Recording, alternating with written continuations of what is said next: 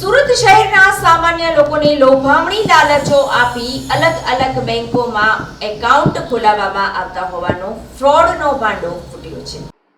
આરોપીઓ બેંક એકાઉન્ટની ઇન્સ્ટન્ટ કીટો તથા સિમ કાર્ડ મેળવી લઈ દુબઈ ખાતે મોકલી દેતા હતા। બાદમાં દુબઈ ખાતેથી ઇન્ટરનેટના માધ્યમ દ્વારા દેશના જુદા જુદા ભાગોમાં સાયબર ક્રાઇમના ગુના આચરવામાં આવતા હતા। હાલ કુલ 6 આરોપીઓની સુરત શહેર સાયબર ક્રાઇમ સેલ પોલીસે ધરપકડ કરી છે। ક્રાઇમ બ્રાન્ચના ડીસીપી ભાવેશ રોજીયાએ કહ્યું કે સાયબર ક્રાઇમ ફ્રોડમાં અલગ અલગ કેસ નોંધાતા હોય છે, પરંતુ તમામમાં એક જ મોડસ ઓપરેન્ડી હોય છે કે તમામના પૈસા અલગ અલગ બેંક એકાઉન્ટમાં જમા કરવામાં આવતા હોય છે। આ bank account Canara bank Sarthana ખાતેથી પકડવામાં આવ્યા છે। પકડાયેલા આરોપીઓમાં રાજ રૈયાણી, વિજય, મહેશ ભડિયાદરા, ચંદ્રેશ કાકડિયા, હાર્દિક દેસાઈ અને ચેન્નઈના આરોપીનો સમાવેશ થાય છે। આ લોકો પાસેથી વસ્તુઓમાં એક ટેબ્લેટ મળ્યું છે, અલગ અલગ બેંકોના 19 ડેબિટ કાર્ડ મળેલા છે અને 78 સિમ કાર્ડ મળ્યા છે। આરોપીઓને ટ્રાન્ઝેક્શન પર કમિશન પણ આપવામાં આવતું હતું।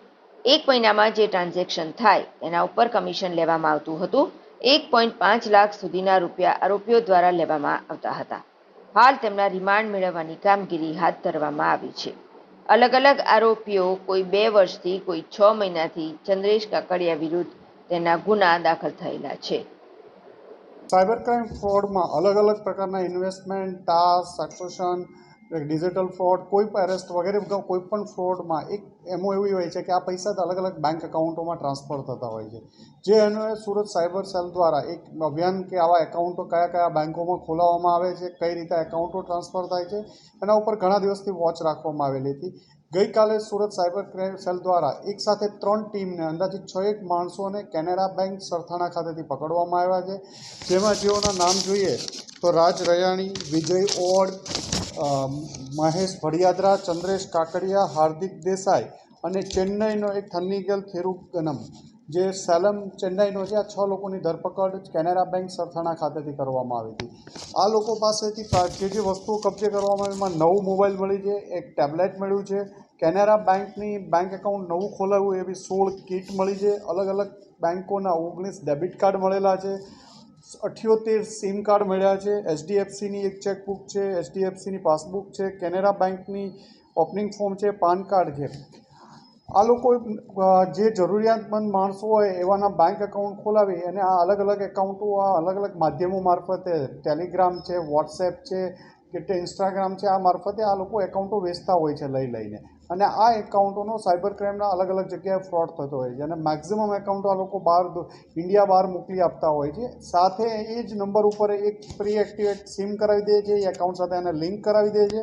પછી એની એકાઉન્ટની પાસબુક કે ડેબિટ કાર્ડ જે ઇન્ટરનેશનલ ઓપરેટ થઈ શકે એવા ડેબિટ કાર્ડ ખોલવામાં આવે છે અને બહારના રાજ્યોમાંથી અને બહારના દેશોમાંથી આ ઓપરેટ કરવામાં આવે છે। એટલે એક સુરત સાયબર ક્રાઇમ સેલ દ્વારા એક સારી સફળતા મળી છે। 6 માણસો પકડવામાં આવ્યા છે, જેમાં ચેન્નઈનું કનેક્શન ખુલ્યું છે, દુબઈનું કનેક્શન ખુલ્યું છે, અલગ અલગ 17 જણાના નામ આ તપાસ દરમિયાન ખોલવામાં આવ્યા છે। એક બીજો વિષય પણ છે કે સુરતમાં પણ અલગ અલગ વિસ્તારના લોકો બધા જ સરથાણા કેનેરા બેંક પાસેથી એક્ટિવ થયેલા છે। મેક્ઝિમમ કેનેરા બેંકનું આ એકાઉન્ટ છે, એટલે એક પ્રાઇમરી અમે કેનેરા બેંકમાં પણ તપાસ કરીએ છીએ કે બેંક સાથે આ લોકોની કોઈ લિંક છે કે નહીં, બેંકનો કોઈ માણસ આ લોકો સાથે સંડોવાયેલો છે કે નહીં। આ ઉપરાંત આ એકાઉન્ટમાં ટ્રાન્ઝેક્શન સાથે કમિશન પણ આ લોકોને મળતું હતું। એટલે માનો કે આ એકાઉન્ટ છે એમાં 1 મહિનો ચાલે છે તો 1 મહિનામાં જે ટ્રાન્ઝેક્શન થાય છે એના ઉપર પણ આ લોકો કમિશન લેતા હતા। એક એકાઉન્ટમાં 10,000થી લઈ 1.5 લાખ રૂપિયા સુધીના પૈસા આ લોકો આરોપીઓ મેળવતા હતા।